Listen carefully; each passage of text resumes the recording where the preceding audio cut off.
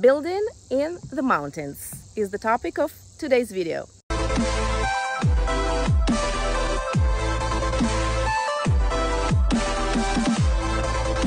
Hi, this is 𝕊𝕠𝕟𝕟𝕼 with ℍ𝕠𝕟𝕟𝕼 Realty at Realty One Group Pivot here in Asheville, North Carolina.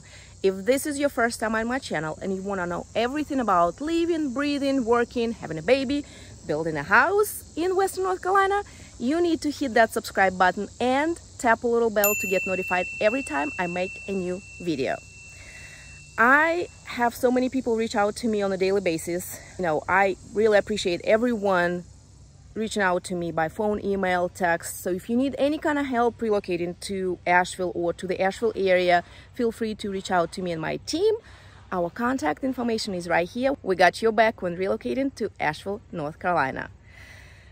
I have so many people who not only want to relocate to Western North Carolina, but who want to build a house in the mountains of Western North Carolina. Especially more and more people start reaching out to me after I released that video about buying land. I'm gonna put a link up here somewhere so that you can look at it again if you want to. And of course, those who want to buy land, they want to build a house on it. And that is why I thought I'll make this video. I'm gonna talk about obviously building a house, steps, costs, associated challenges that we have in Western North Carolina when building houses. And if you stay all the way till the end, there will be 3 more tips on how to actually look for land and pick a good piece of land for your future home. So stay tuned. Also, I'm not a builder, as you know. That is why I thought it would only make sense to talk to a builder, Brandon Bryant, and I'll let him introduce himself. He's a local builder with ℍ𝕬 Builders. So I'm the founder and visionary for ℍ𝕬 Builders. We've been building here for 16 years, specializing in custom, green, healthy, durable, resilient homes. One of the first questions I think we need to address is, where do you start? Where does someone start when thinking about building a house in Western North Carolina? Do they need to talk to the builder? Do they need to pick a lot? Both at the same time? What do you think? What are your thoughts? Yeah, I try to tell everybody we'll meet you where you are, but if you're ideal world, you're definitely talking to some builders, getting an idea of what it does cost to build here, because it probably is going to vary from where you come from, or even vary depending on where you build here in Asheville. And I think that's some of the stuff we'll get into. But the first thing is get an idea of building, get a great broker that understands land and understands kind of costs, create some partnerships. One of the things we offer a lot is that we'll come and look at the 2 or 3 lots, give suggestions, but we'll come and look at the lot and say, okay, the house you want to build works on this lot, doesn't work on this lot, or more importantly, here's how much it takes to site prep that land. And site prep meaning clear the trees, bring the utilities, put a driveway in, get the foundation in. So consider that all site prep. It's kind of the things you have to do, and that can vary from $100,000 to $200,000 on a piece of land here in Western North Carolina. So first thing would be still talking to realtor who specializes in land, and also a builder, because that's always a good idea to consult before you even buy land, because our topography can vary, and depending on where you're at, the cost can vary, the timelines can vary, and all those different variables that we are fortunate to have here. Exactly right. And so another thing you didn't mention is budget. And think about having a total budget. Here's what I want to spend. A general idea, you don't have to really know what you're building yet, but a general idea of what you want. But I say total budget for this reason, is that I've had clients that paid more for their land and spent more money total, spent less money at the end. So you get more house on a better lot, and at the end of the day pay less money. And that sounds unique here, but it really can be true. All right, next question. What's so special and or different about our terrain? So you're going to have a variety of different terrain here. Ideally, a flat piece of land, that's a special thing to find around here. Again, slopes can be somewhere between a 20%. That's a really good slope for us to have a daylight basement, so it's a walkout. But then we get into the steep slope, and we have ordinances with that, and there's certain requirements we get into. Ones we're about 40% and steeper, and that's quite common here. The one things we're also looking for is there any evidence of rock, Is there evidence from our geotech kind of doing some looking at the lot? Is there been slope failure? Has there been some kind of slide in the formation? And this is thousands of years ago, not just recent. Is there water? Do we have water that would be an issue coming down from there, but is there some underneath the soils and underneath the dirt of like headwater streams and that nature? So all those things are a good reason to kind of start doing a lot of exploration before you purchase the land, and obviously having builder and creating that team of other experts would be super beneficial. A lot of people are very worried about mudslides, rock slides. Is that something that we have to worry about in our area? A little bit. So I mean, can we engineer our way out of anything? Sure. We're sending people to the outer space, and so like we can engineer our way out of it. I have the personal belief that not every lot is something for us to be building on. Not every piece of land is to be built on, and so there's some that will come out with a client and ask them, why are we here? What is it that's drawing us to here? It's so steep we can't even walk on it. And maybe it's the view, maybe it's the location, but sometimes we're just kind of talking through, well, here's all the things it's going to take us to get through to that. And that's cost is one of those, but all the engineering. So do we worry about slides? There's a right way to doing it. I see sometimes that, you know, you can save costs and it'd be fine today, but when we start thinking years down the road, you really got to be worried about those kind of things. And it's really just how the application of building is, and really, you know, making sure you're getting engineers involved. And that being soil engineers is one of the ones that we typically always think about. Structural, it's a soil engineer, it's a landscape architect, and really think through what's going on out there and planning ahead. And it's really water management, super important. So I have a lot of people looking for land, and a lot of times, you know, when they find or think that they like a lot, they start imagining where the house will be and stuff like that.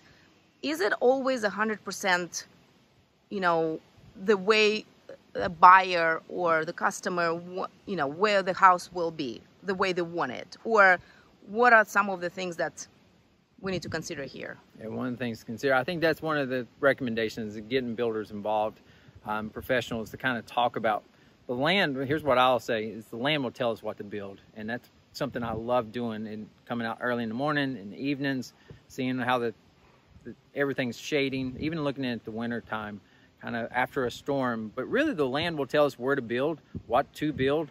I've had a few instances where we've just kind of fought the land the whole time, and it was trying to just fit a square peg in a round hole. Is it just kind of, you can feel it, and now can we execute it and we get it finally? But the process is harder, and if things just, you really just want to work with that land. And a lot of times I'll recommend, hey, I see now what you're looking for. Here's what this land's telling us to build. Is that what you want? So that's early on in the process. Or we can take the approach of knowing what we want to build and really looking for that piece of land that actually fits that house. And we can do both ways. But I always want to advise that let's just listen to the land. It's going to tell us what we can and can't build. And really, ideally, things turn out way better that way. So another point, very important point, I'm sure for a lot of people, if you don't listen to land, it's going to cost you more. It's Amen. Not only going to be harder and longer, it's just going to, you know, chit-chin. Yeah, just kidding. You really, I say start fighting it, you really are just fighting it. It's just costing every time you turn around. Oh, that didn't work. All right, let's figure that out. But then it has a cause and effect. So the next very logical question is, how do you prep the site, and what does that look like? What does it maybe cost? Things like that. So here's the way we look at it at Red Tree, is that your land cost is the cost that you paid for your land, and your site cost of prepping, and put that together, and that's your true land cost, because we really haven't even started building a house yet. So our number one thing that we recommend on every one of our builds is to hire a landscape architect. So just like we'd hire an architect draftsman to do blueprints for the house, this literally is the blueprints of how we do the site prep. And that's how we prep the land, is that we really know what's the slope of the driveway, if we need retaining walls, where the house is. It gives us elevations. It really tells us how to prep the land. We take that just like we would blueprints, be able to price it out, and then really have something to execute and follow and know, and just kind of be able to adjust from that. And that really allows us to execute everything to the point. Also allows our homeowners to know exactly how are you taking this piece of land, which we get a lot of people to just like, I'm confused at how you're going to make this work. it's at least a document that you can look at and say, okay, here's how we're doing it. We can walk you through a document just like we walk you through the house plan. Mm-hmm. So beside, I mean, the very first one, very obvious step is to clear the trees, because everything is so wooded here. We have so many trees. Clear the trees. Do you clear, what's your approach? Like clear all the trees, clear all the necessary trees? Yeah, so the approach to clearing trees, obviously we got the footprint of the house. So we're looking at that, we're identifying that from our site plan. We're getting a tree survey done on a lot of them, and then we're identifying which trees we're going to save. On this site, we have ribbons around about all the trees, the ones we're saving, the ones that we're supposed to be taking down.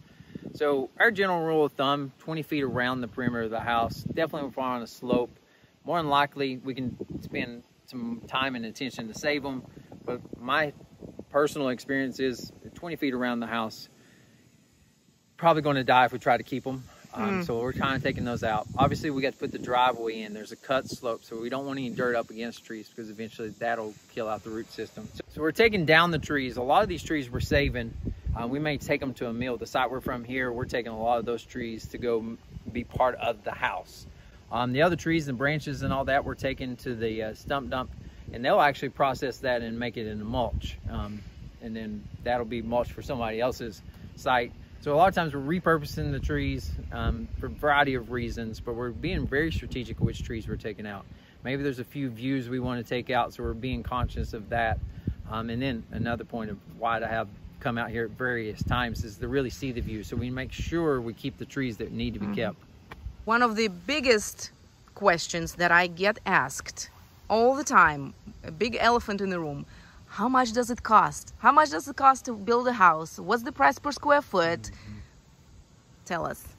And then let me tell you why we can't answer that question too exact. I think we've talked a little bit about site prep and all that. So that's one factor here.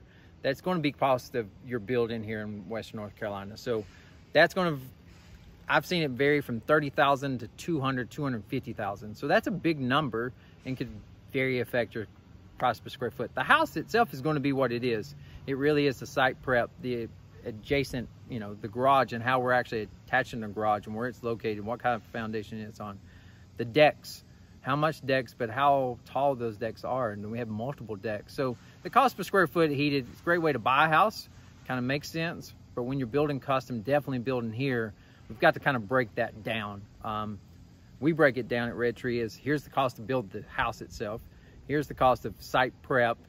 We can put those together when we get a general idea. Every year we look back on the last year of our houses and really try to answer this question, because it does, it varies. We look and say, for the last year, what is the average of ours? And we kind of have this average number that we share with people, and we break it down between cabinets, finishes, and that nature, but we also break down that site prep. And that is always the number that I think everybody's like, oh, I didn't realize it was going to be over $100,000 is our average to get a piece of land ready to get built on. And I think we talked about it in the past, you and I, and you mentioned that it's almost better to pay more for a lot, but have a better quality, so to speak, lot. Not as steep, not as challenging, because then the foundation cost and site prep will be a little more affordable. Is that right? Very much so. So when you're looking at existing homes, you don't really take into account all the work that took to get that house there. You're just kind of looking at the house. And I will tell you, anybody that's ever paid for a retaining wall, they always want to show that retaining wall off to their friends, because they've got so much money into a retaining wall that really doesn't give you quote unquote value sometimes when you're looking to sell or buy a home. So when we're looking at that, as I'm always advising, look at the best value lot that you can find. So maybe it is paying a little bit more for the land, but making sure that it is, it's got all the variables, and it's just not from the site prep. And it truly is, it could be a huge savings. For example, I met some people last week in a community, and they loved this lot for the view. We talked about where it could build. I was like, man, this is really the only site, and it's going to be limited about what we can build here. We don't have a lot of options. Here's this one spot, and here's how the house would have to look, and here's the depth that we need to be. There's restraints that we had. Right across the street in the same community is this other lot. Then I said, your possibilities are endless. It's $60,000 more for this lot, but you could build anything you want. You could have so much more. The house where we put the house is not limited, and it's like we can get super creative. We don't even have to spend the money. You would save the money, or you can just spend it in the home. So it can be lots right beside each other. It can be that much difference. So as an example, this house that we're at now, it's got a foundation to it. We've got a whole cut slope. We've had retaining walls we're planning on. We've got a detached garage. So time frame to build the house is typically extended months, if not multiple months. We've got to come in and frame a certain portion of the house, and then have them go away, come do more site prep, and then come back to frame the house. There's a lot of variables of just schedule and back and forth, where you take another lot that we're building for in this community, and it's easy site prep, and really the money being spent is about equal, but the finishes for the other house and the square footage, the size, and all that are being able to be spent in other areas. So the money's being spent, it's where do we spend the money? And for something like this, it's definitely going to have more time to get the site ready, and there's going to be other additional things into the site plan, the driveway, and just the house itself foundationally. So as we know, it's very typical to have a lot of homes, a lot of properties on wells and septics. We don't have city water, city sewer available everywhere, even in city limits. What is the cost associated with utilities?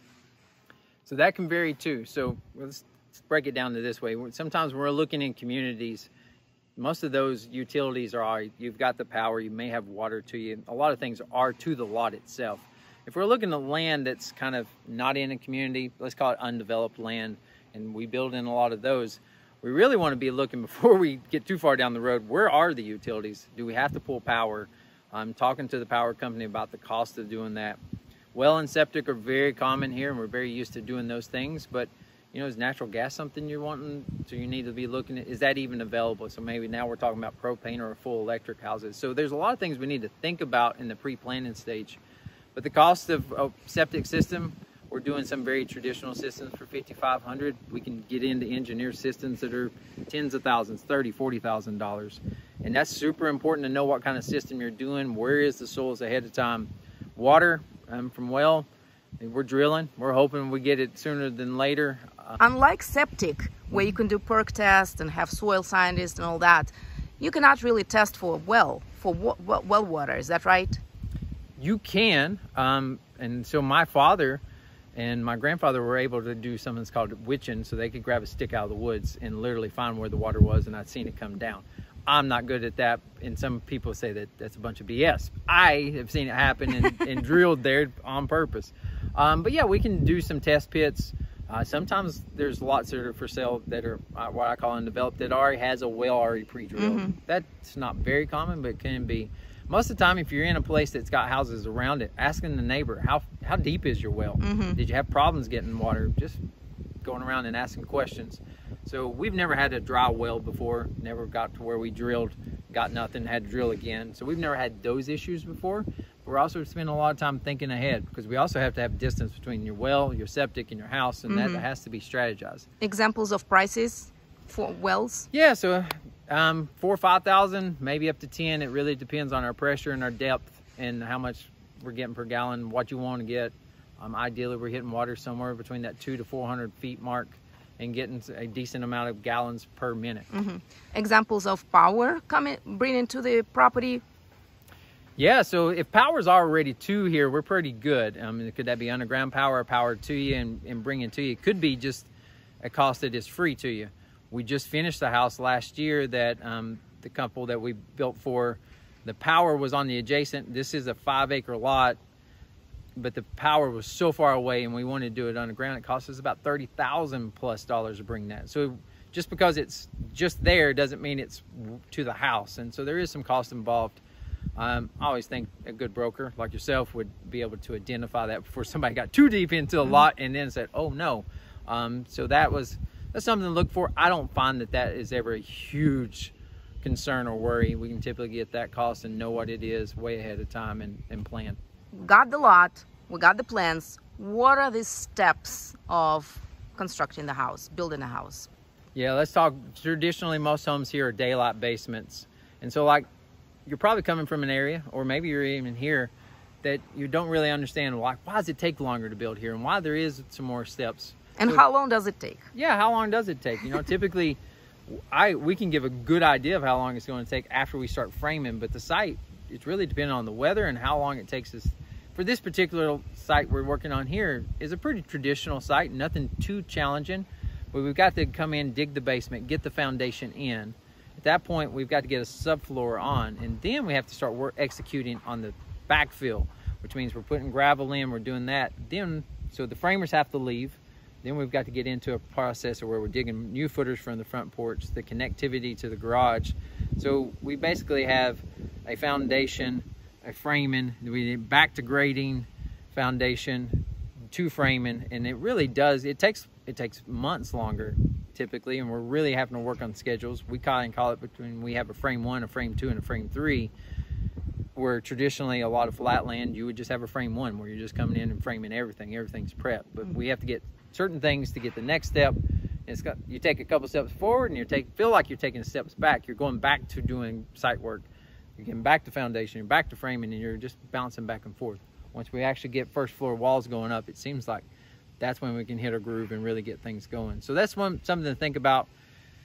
Site prep can take, I've seen from a month to 6 months on lots that we've been working on. So it all depends on what we come into. An example, I know you were still having a project where you had to carve around this huge, what is it, boulder or rock? What was it? Big I mean, it's nothing but granite rock sitting there. So we knew coming into it, we had that. We spent 30+ days just hammering the rock, digging it out. Some of it would come out with traditional Traco, then we had to bring a hammer in.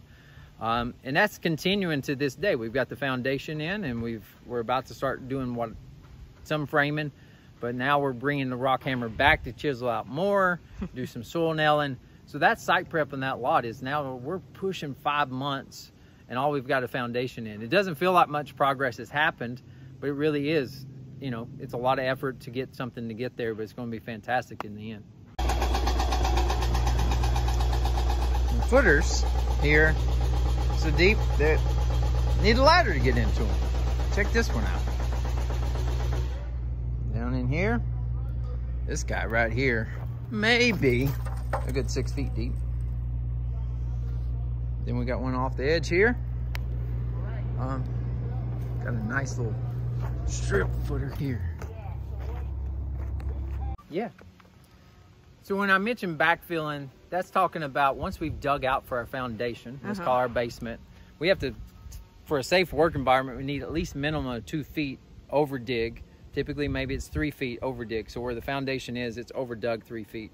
So a lot of times we're going to have a front porch or something of that nature. So when I'm talking backfill, we're coming back in with gravel, backfilling. We do gravel instead of dirt here, so we can have good filtration of your water, because obviously the water is going to come up against the foundation. We need to hit the French drains, and we need to go around your foundation. So there's waterproofing on your foundation. Now we're doing gravel to let water percolate down. You put the red clay that we have here, and you can put a lot of hydraulic pressure against your house, which is something you probably don't want to have. It can be done, but typically we're putting a small level of dirt there so we can grow plants and stuff of that nature, 6 inches. But that's kind of part of that process of you have to put it together and then take it apart. All right, you made it all the way to the end, and as promised, we're gonna give you 3 more tips on buying and picking a good piece of land to build your house.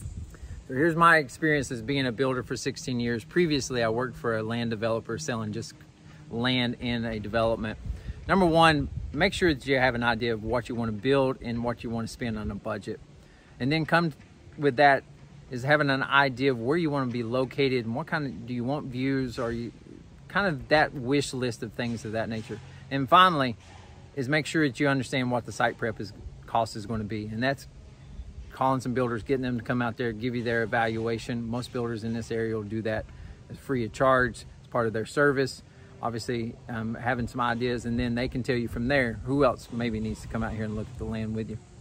Great, thank you so much. So if you have any more questions about purchasing land or building a house in the mountains, reach out to me or Brandon. I'm gonna put his contact information in the description and put the link to their website so you can check out their work and their social media links so you can connect with him.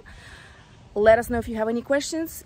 Here are some more videos that are going to be on either side about moving to Asheville or in the Asheville area.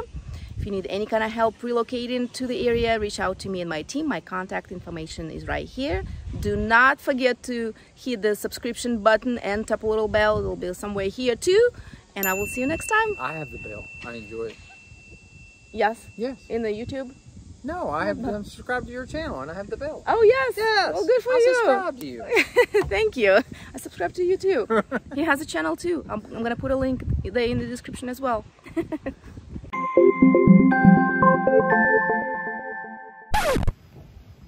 Just don't fall on me. Fall out of it. I'll record it. It'll be epic. It'll It'll not be the end of it. We'll go viral.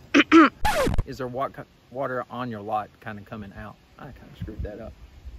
No, you're good. That one. Water just started coming out of the mountain everywhere, so we had to stop because we just filled up in a moat. I don't know if we want to talk. That may scare people to death. Let's not talk about that.